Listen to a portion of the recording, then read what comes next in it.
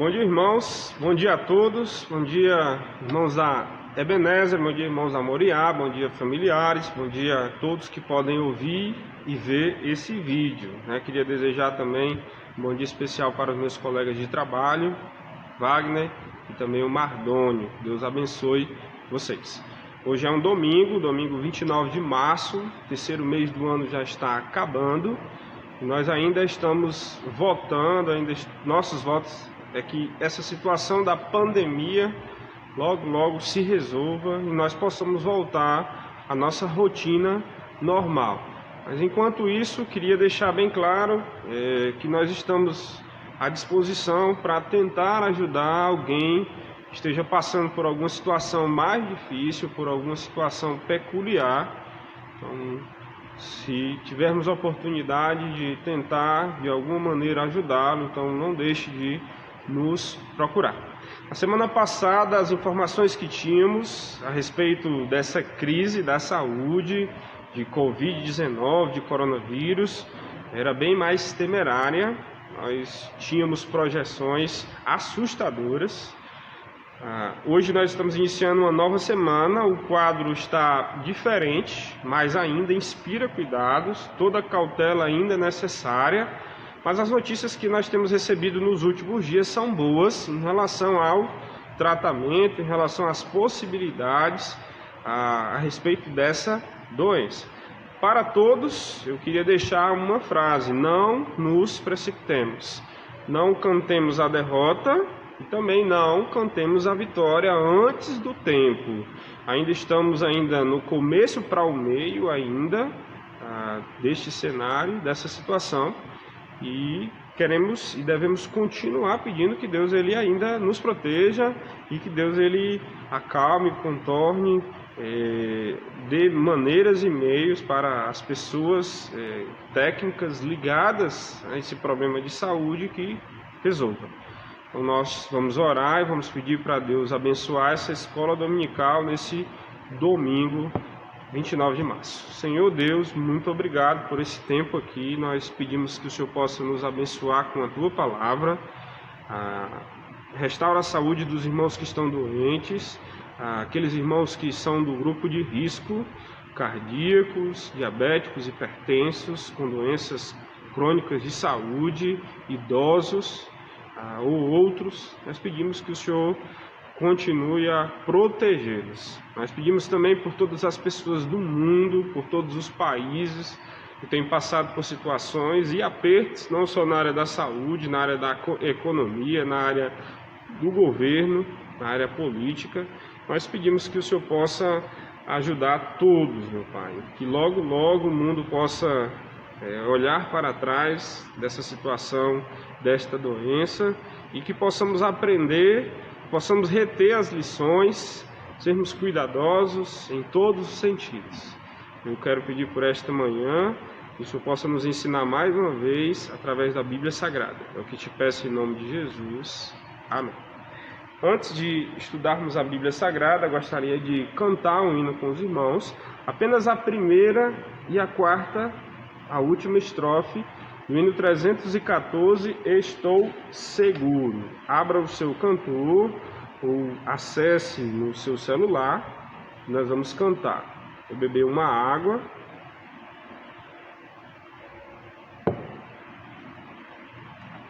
Estou seguro, 314.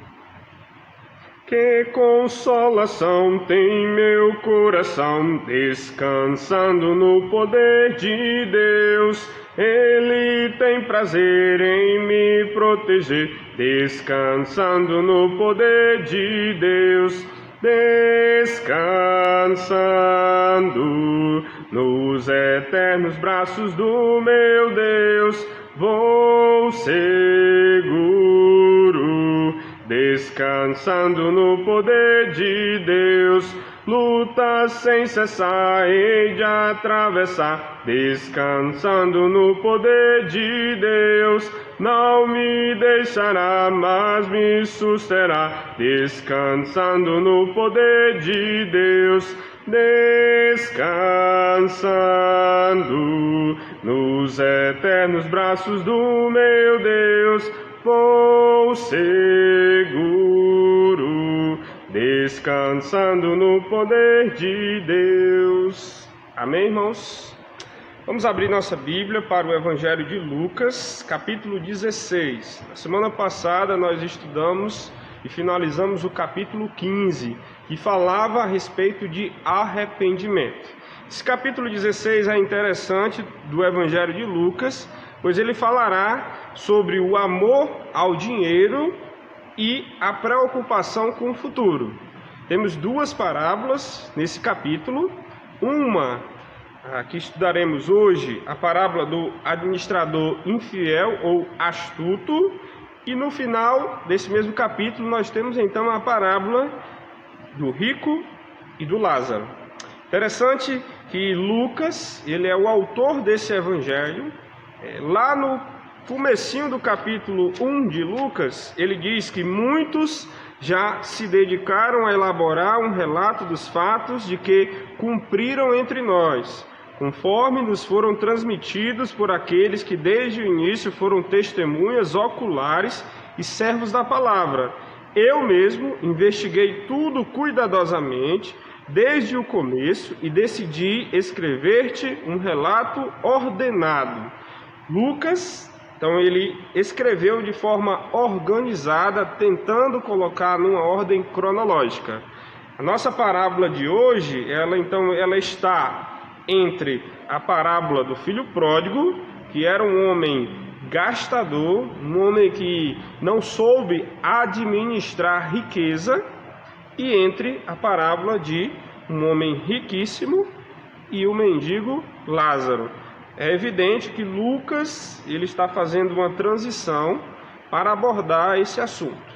E o objetivo de Lucas é estabelecer um ensino bem claro para todos que pudessem ter contato com esta mensagem. A parábola inicia então no capítulo 16, versículo 1. Jesus disse aos seus discípulos. Eu quero destacar, antes de explorar a parábola, quem era o público-alvo. Jesus estava contando uma parábola para os seus discípulos. Ele queria, então, usar essa parábola para ensinar. Ele queria que essa ilustração fosse capaz de ser entendida, de forma que o assunto ficasse bem claro na mente dos discípulos e eles, através dessa ilustração, pudessem ter um exemplo do que eles deveriam fazer e do que eles não deveriam fazer. Esse foi o público-alvo. Mas essa parábola atingiu naquela época ainda um outro público. Está no versículo 14. Olha só. Os fariseus que amavam o dinheiro ouviram tudo isso e zombaram de Jesus. Percebam que o assunto é o amor ao dinheiro. A ênfase que Lucas dá é que os discípulos ouviram, mas chegou um outro público, os fariseus, e eles ouviram e eles não gostaram do que eles ouviram, porque as palavras de Jesus eram duras para quem amava o dinheiro. E os fariseus, religiosos da época, eles eram então fascinados pelas fortunas, pelas riquezas, por bens e por posses. E então eles não se agradaram da mensagem de Jesus. Destaco, nem sempre a mensagem de Jesus ela é agradável aos ouvidos de todos.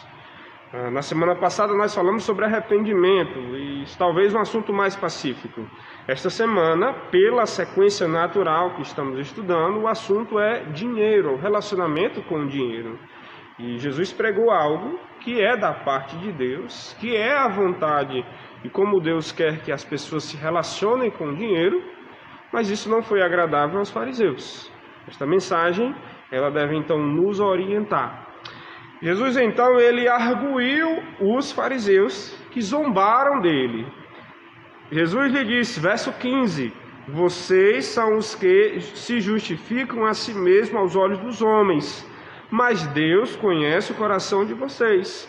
Aquilo que tem muito valor entre os homens é detestável aos olhos de Deus. Deus deixa bem claro, nas palavras de Jesus, que o amor ao dinheiro não é algo agradado por Deus. Na verdade, essa expressão nós já poderíamos lembrar de um texto da Bíblia. Se você lembra, ou então você pode abrir comigo, 1 Timóteo capítulo 6, versículo 10, diz: pois o amor ao dinheiro é a raiz de todos os males. Algumas pessoas, por cobiçarem o dinheiro, desviaram-se da fé e se atormentaram com muitos sofrimentos. Se o foco na sua vida é dinheiro, é agaranhar bens, é construir fortuna, isso não trará a verdadeira felicidade para você, nem nesta vida, nem na vida do porvir.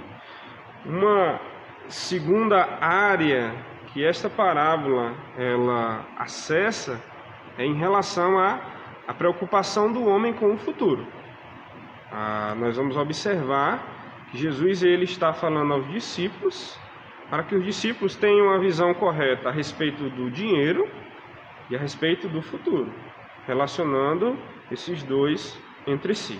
Essa parábola, na sua Bíblia, se for atualizada, ela está como a parábola do administrador infiel.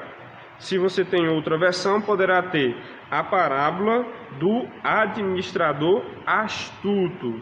E nós vamos então começá-la propriamente dita. Diz assim: o administrador de um homem rico foi acusado de estar desperdiçando seus bens. Então ele o chamou e lhe perguntou: que é isso que estou ouvindo a seu respeito? Prestes conta da sua administração, porque você não pode continuar sendo administrador. O exemplo na história é negativo. O exemplo não deve ser seguido. Havia um administrador. Provavelmente está no mesmo contexto anterior, um contexto de uma fazenda ou lotes de terras que eram arrendados e seus arrendatários deveriam então, do produto daquela terra, da produção da terra, deveriam então prestar contas. O texto fala que de alguma maneira o administrador, o mordomo, que tinha uma responsabilidade imensa, o mordomo, nós vamos lembrar que ele era responsável pela casa, pelos trabalhos, às vezes ele era até um zelador da família. Então era alguém que deveria ser de confiança e alguém que administrava praticamente tudo do seu senhor. Na Bíblia nós temos Gênesis 24, o servo de Abraão. Nós temos também José, lá em Gênesis 39, sendo um mordomo, tendo essa responsabilidade de administrar tudo. Então foi dado confiança a um servo, mas esse servo não honrou a confiança. Esse servo, pelo contrário, ele estava defraudando o seu senhor, o seu patrão. Isso é identificado. Aquele testemunho daquele servo foi notado e então não passou a ser algo desconhecido. Pelo contrário, as pessoas tiveram essa informação e essa informação chegou então ao patrão, que resolveu então intrigá-lo, intimidá-lo para que ele pudesse então prestar contas, para que ele pudesse então encerrar o seu trabalho. Estava então iniciando um processo de demissão. Aqui nós vemos a ilustração de alguém que ama o dinheiro, como ele se comporta. Ele perde um lugar, uma posição de destaque, uma posição de reconhecimento, de estabilidade, por conta do seu amor ao dinheiro. Ele não estava preocupado com a sua má fama, ele não estava preocupado com o falatório, com o que poderia gerar de forma negativa. Ele só estava preocupado com o aqui e o agora. Ele não estava preocupado com o futuro, apenas com o futuro imediato. É o que nós vamos ver. Então, alguém que ama o dinheiro é alguém que vive para o mal. Esse é o primeiro ponto. Segundo ponto, nós temos nos versículos 3 e 4, onde nós observamos que alguém que ama o dinheiro é alguém que continua planejando o mal.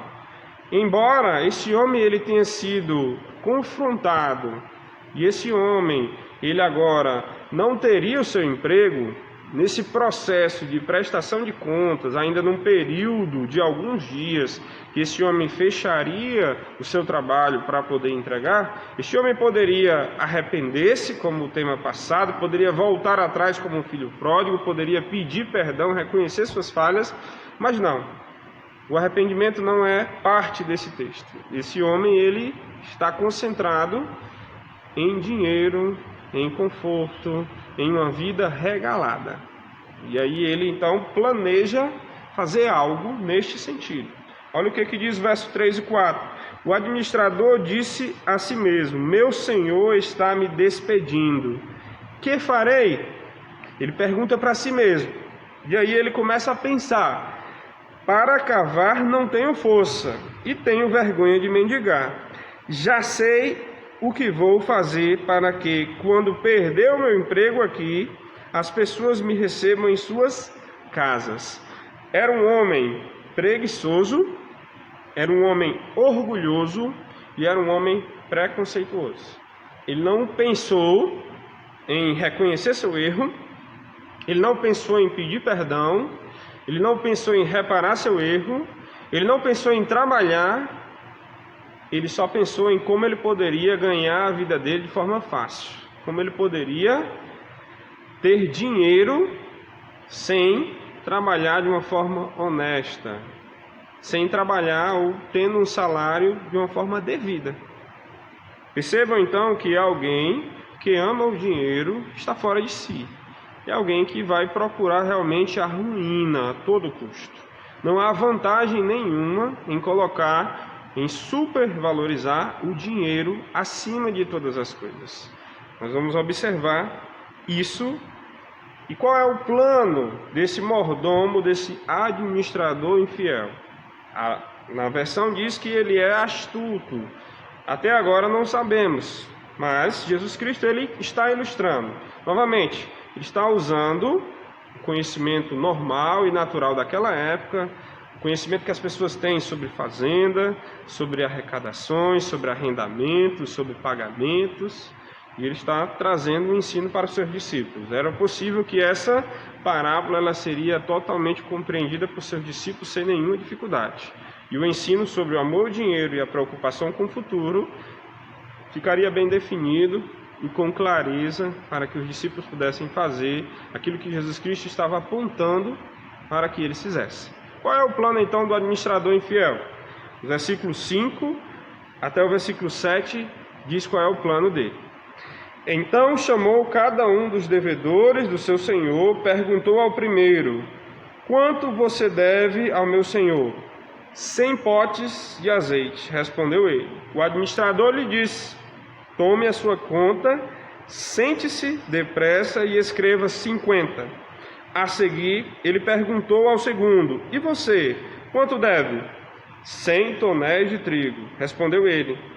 Ele lhe disse: tome a sua conta e escreva 80. Para fechar o seu trabalho, para então ser despedido, ele precisava prestar contas.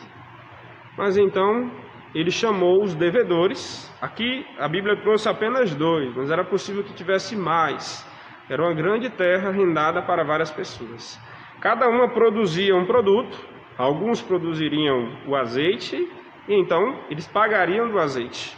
Outros produziriam trigo, e então pagariam do trigo. E outros produziriam outros produtos, e assim cada um pagaria parte da sua colheita, parte da sua produção. Mas agora, o administrador, o mordomo infiel, ele não somente havia comentários que ele defraudava o seu senhor, como agora até na hora da despedida, até na hora de ele então largar o seu trabalho, ele continua fraudando. O seu objetivo, além do amor ao dinheiro, ele pensava no seu futuro, mas ele pensava no futuro imediato. Ele não pensava numa vida futura no porvir, ele pensava numa vida no aqui e agora. Então ele arranjou um meio astuto, um meio imoral, um meio indecente, para poder então ele ter privilégios e de ter regalia com pessoas. Percebam que ele chamou então devedores, e o primeiro devedor, que devia 100 potes de azeite, foi dada a oportunidade fraudulenta dele pagar apenas 50. E da mesma forma, quem devia o trigo, também 100 tonéis de trigo, apenas 80. Este homem então ele ficava favorecido por todas as pessoas que receberam algum privilégio dele. Essa foi a maneira que ele achou para guardar o seu futuro. O seu amor ao dinheiro conduziu ele a fazer o mal, a planejar o mal e a continuar fazendo o mal. Foi isso que nós vimos nessas 3 porções até agora. Eu quero já fazer aqui um destaque aqui para os irmãos, uma aplicação. Nós estamos enxergando que o amor ao dinheiro dificilmente ele vai levar alguém a produzir algo bom. A ganância, a usura, o desejo por bens materiais leva alguém a estudar para ter uma profissão A, B e C, para que ele tenha bom recurso, para que ele tenha boas oportunidades. Destaco que estudar é devido, todos deveríamos ter estudado mais, mas podemos ter profissões dignas. O dinheiro não deve ser a nossa prioridade. O versículo de Mateus 6,33 diz: buscai, pois, em primeiro lugar o seu reino e a sua justiça, e todas as outras coisas vos serão acrescentadas. Esse caminho de amor ao dinheiro, ele não leva a Deus. Pelo contrário, Deus detesta esse caminho. Era isso que Jesus estava ensinando aos discípulos. Através desse exemplo, mostrando que não valeria apenas colocar esse como objetivo da vida. Ter a melhor profissão, ter um trabalho que não sua, não se esforça, ganha dinheiro no mole. Isso não é o centro, não deve ser o centro da nossa vida, jamais. E a preocupação com o futuro, ela não deve ser ligada apenas ao futuro imediato. Eu quero falar sobre outro futuro com os irmãos. E a partir de agora nós vamos conseguir então encerrar a parábola. Olha o que diz o verso 8. O Senhor, o patrão, veja que versículo estranho em primeiro momento. Ele elogiou o administrador desonesto. Ele estava despedindo alguém porque alguém estava defraudando, mas esse senhor viu da forma como todos os devedores pagaram, tirando talvez o que fosse os juros, talvez o que fosse recebendo de forma imediata toda a produção. E aqui o homem então elogia o administrador desonesto, porque agiu astutamente. Aí temos então o narrador, a parábola encerrada, a história acabou, e aí temos então uma narrativa. Pois os filhos deste mundo são mais astutos no trato entre si do que os filhos da luz. Então a conclusão da parábola está aqui. Percebam então que existem 2 lados, ou existem 2 grupos. A Bíblia separa na voz de Jesus os filhos deste mundo e os filhos da luz. O narrador diz que os filhos deste mundo são mais astutos do que os filhos da luz, porque eles conseguem manipular os recursos da forma a projetar o seu objetivo, seja ele mal ou seja ele bom. Ou seja, os que não são da parte de Deus acabam conseguindo fazer do dinheiro a fonte, então, da conquista dos seus objetivos. Jesus ele não está falando para os discípulos que aquele administrador infiel estava certo. Ele não estava dizendo para os seus discípulos que aquele administrador estava correto, que aquilo era a moral e a ética, a conduta que eles deveriam fazer. Pelo contrário, Jesus vai arguir aos discípulos. Isso está no versículo 9. Por isso, agora é Jesus. Ele encerrou a parábola e agora ele está falando com os discípulos. Por isso, eu lhes digo, usem a riqueza deste mundo ímpio para ganhar amigos, de forma que, quando ela acabar, estes os recebam nas moradas eternas.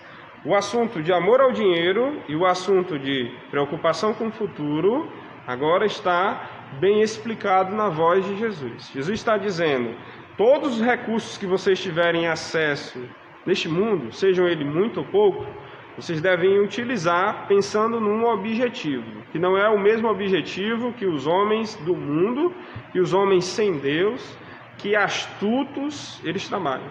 O objetivo é ganhar amigos ou granjear amigos, de forma que eles sejam encontrados nas moradas eternas.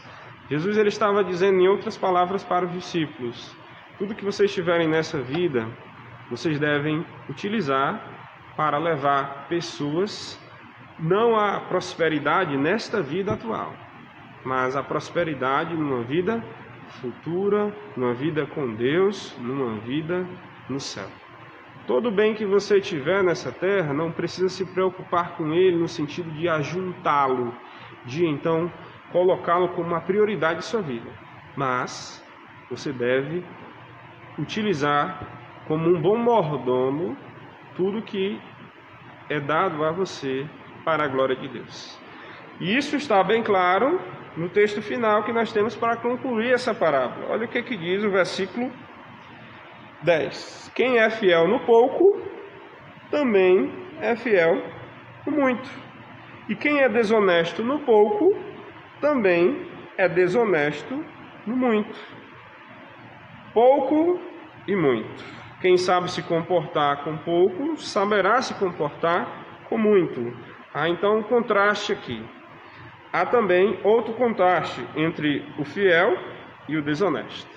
Então Jesus está trabalhando dois lados da moeda. Se você é filho de Deus, se você é filho da luz, você saberá se comportar em relação ao dinheiro. Você precisa ter controle sobre o dinheiro. O dinheiro não pode lhe controlar. Seu desejo deve estar coordenado ao propósito de Deus. Você não pode ser dominado por este pecado. E Jesus estava dizendo para os seus discípulos isso, ratificando no versículo 11: assim, se vocês não forem dignos de confiança em lidar com as riquezas deste mundo ímpio, quem lhes confiará as verdadeiras riquezas? Se vocês não forem bons administradores de dinheiro, se vocês não tiverem uma boa reputação, se vocês não tiverem um bom testemunho, se vocês não forem zelosos, como é que as pessoas ouvirão? Como é que vocês vão granjear amigos para as moradas eternas? Se as pessoas não confiarão em vocês. Vocês precisam ser confiáveis, para não atrapalhar a emissão do Evangelho de Deus. Vocês precisam ter uma postura, um caráter, uma mudança de vida, e isso precisa ser evidenciado nas ações, no contato, nas relações financeiras de vocês, porque isso o mundo observará e o mundo apontará. Então devemos ser zelosos, devemos cuidar do nosso nome, devemos cuidar de cumprir o que prometemos, pagar o que devemos, para que isso não atrapalhe o Evangelho de Deus. Continua o versículo 11, o versículo 12, na verdade. Se vocês não forem dignos de confiança em relação ao que é dos outros, quem lhes dará o que é de vocês? E aí o versículo mais conhecido por nós está também no Sermão do Monte: nenhum servo pode servir a dois senhores, pois odiará um e amará outro. O amor está levantado aqui. Se dedicará a um e desprezará o outro. E aí a explicação direta: vocês não podem servir a Deus e ao dinheiro. Outra Bíblia dirá mamon, mas o grego trazendo a palavra dinheiro. Esta era a mensagem que Jesus estava dizendo para eles. Existem dois caminhos que são opostos. Um caminho de servir a Deus e o outro caminho é amar ao dinheiro. Versículos apontaram, quando Jesus veio, em João 3, que Jesus ele veio como uma luz, mas nem todos receberam, continuaram nas trevas. Há um caminho que é um caminho da luz e há um caminho que é um caminho das trevas. No caminho da luz, as pessoas saberão que o amor ao dinheiro não tem parte e que o comportamento, o cuidado, o controle em relação a esse tema é algo que faz parte da vida do cristão. Nós também lembramos do Romanos 6:19, é um versículo belíssimo para então fechar o nosso tempo aqui.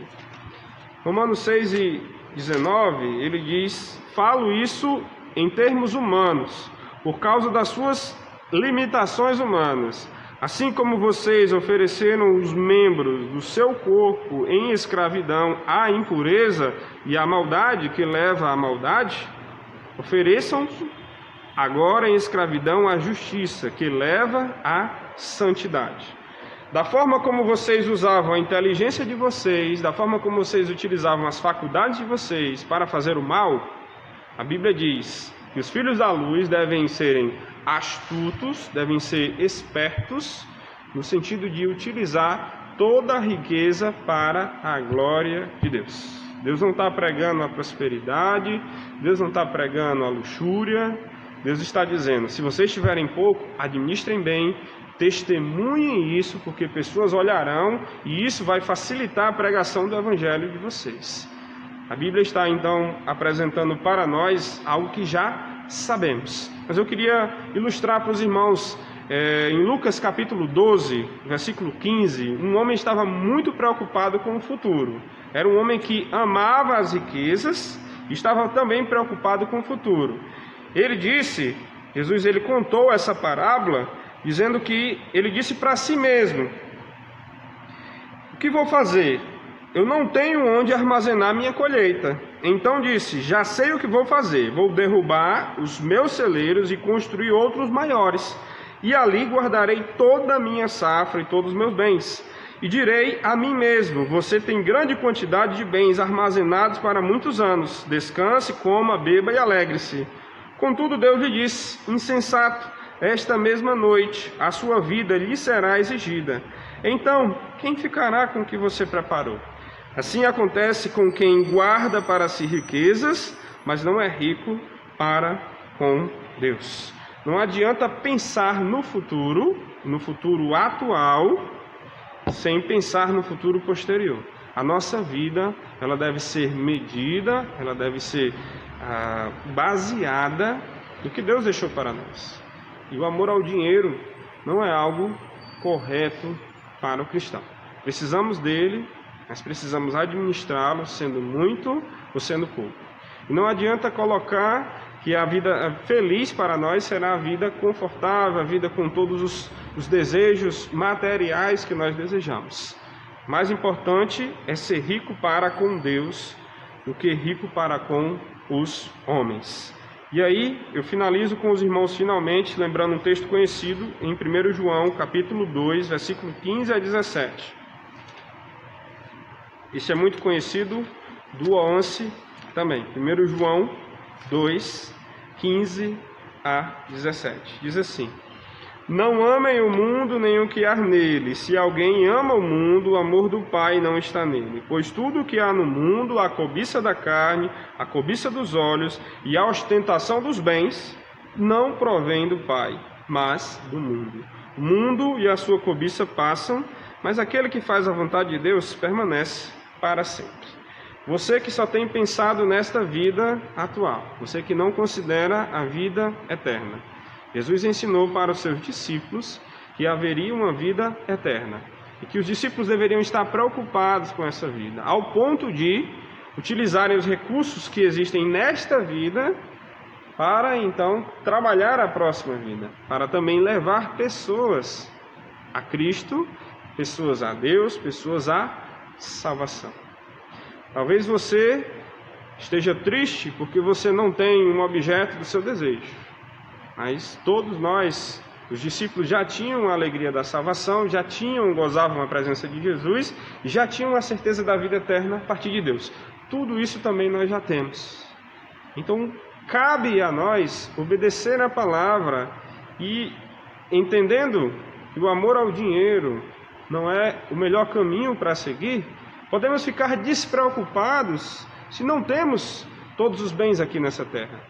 Porque se recebemos de Deus a salvação, podemos ter a alegria que nós teremos bens maiores. O céu está descrito na palavra do Senhor como com ruas de ouro, com cristais, com um sol brilhando eternamente pela presença do Senhor. Um lugar sem choro, um lugar sem dor, um lugar onde nós teremos a riqueza maior da presença de Deus.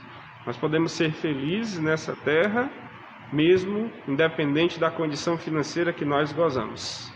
Nós podemos continuar trabalhando dignamente, honrosamente, dando um bom testemunho, sem roubar no seu trabalho, sem aceitar suborno ou propina, sem oferecer um favor ilícito a alguém por um favorecimento. Você, crente, principalmente, deve saber se comportar com as riquezas, com os bens que Deus tem te dado, mesmo que sejam poucos.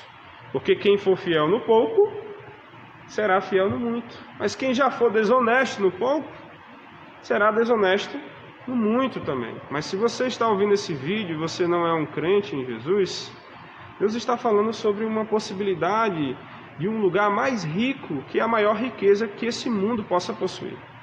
Nós podemos gozar da presença de Deus e de um lugar repleto de felicidade, a verdadeira felicidade, na presença de outros que dedicaram sua vida para Deus. Que eu e que você, nós possamos tudo entregar nas mãos do Senhor. Que eu e que você tenhamos sabedoria para administrar todos os recursos. Que o Senhor abençoe a sua família, que o Senhor abençoe você, que o Senhor abençoe a todos. Senhor Deus, muito obrigado por esse tempo, muito obrigado por Tua palavra. Nós agradecemos pelo que Jesus ensinou aos discípulos. Que isso possa ter ficado claro na nossa mente e que possamos utilizar a nossa inteligência, a nossa faculdade da forma correta, de forma ética, de forma moral, para poder ajudar a glória de Deus ao reino de Deus. Não precisamos comprar nada, nem defraudar ninguém, não precisamos subornar ninguém, não precisamos apresentar um evangelho que o Senhor não apresentou. Possamos simplesmente administrar como bons mordomos aquilo que o Senhor tem nos dado. E possamos cooperar com a Tua obra. É o que eu te peço, em nome de Jesus. Amém.